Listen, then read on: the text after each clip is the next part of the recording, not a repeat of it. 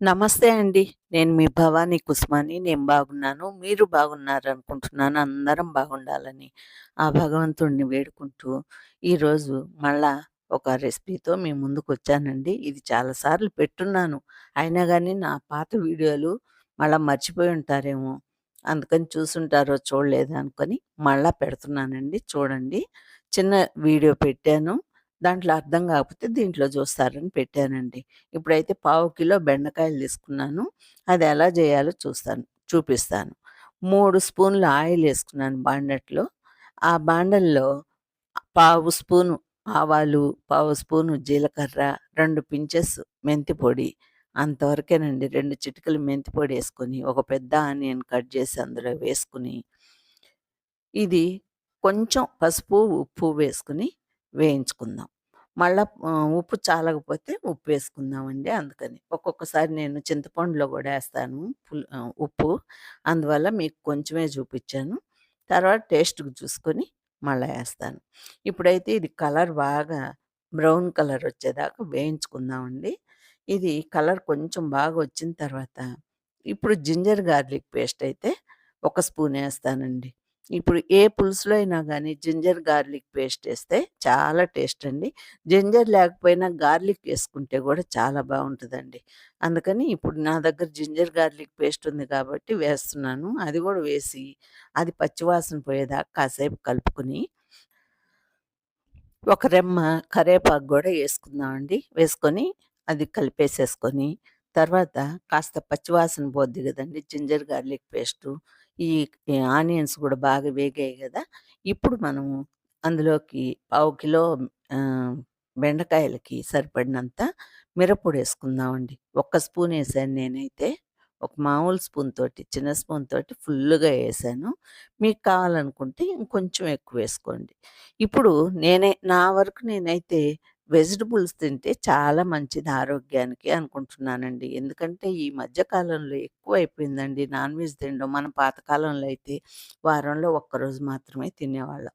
అట్లా లేకుండా ఇప్పుడు ఎప్పుడనుకుంటే అప్పుడు హోటల్ నుంచి తెచ్చుకోవడం, తినడము, నోటికి అలవాటైపోయిందండి బాగా నాన్ వెజ్ తినేది. అందువల్ల ఏమైందంటే చిన్న పిల్లలప్పుడే ఒబేసిటీ వచ్చేస్తుందండి.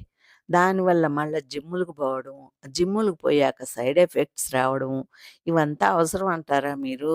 మళ్ళా నేను అన్నానని మీరేం బాధపడకండి. మీకిష్టమైతే మీరు తినండి.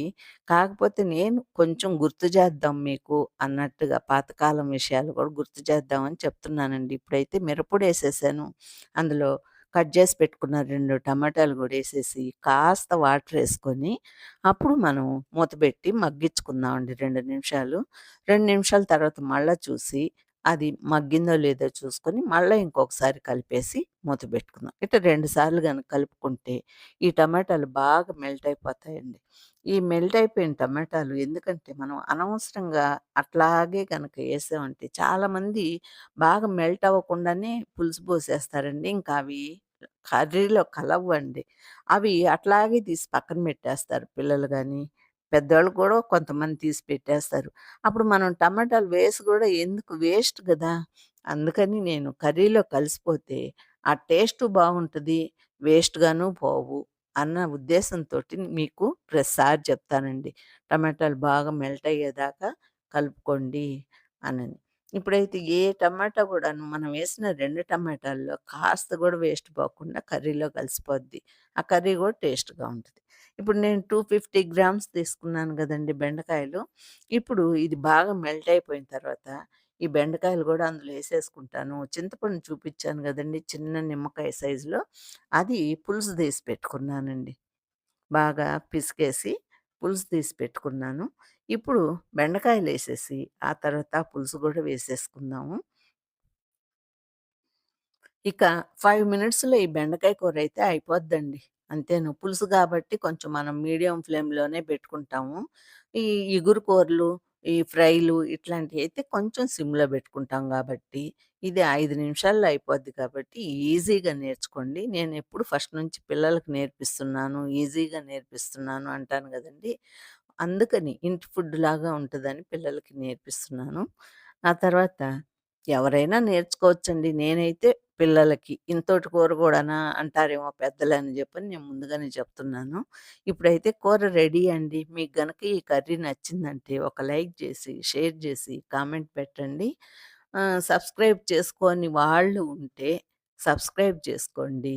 ఈ రోజుకైతే నా వీడియో ఇంతేనండి. ఇంకొక వీడియోతో మళ్ళా మీ ముందుకొస్తాను. అట్లాగే కొంచెం కొంచెం మోటివేషనల్ వర్డ్స్ గూడా చెప్తుంటానండి. నా చుట్టుపక్కల జరిగే విషయాలు అవి గూడాను. అవి చూడండి. ఇప్పుడైతే లాస్ట్‌లో కొరియాండర్ కట్ జేసి పెట్టుకున్నాను గదండీ! ధనియాల పొడి ఎయలేదు అంటే కొరియాండర్ కోసమేనండి. ఈ రోజుకైతే ఇంతేనండి. ఉంటాను.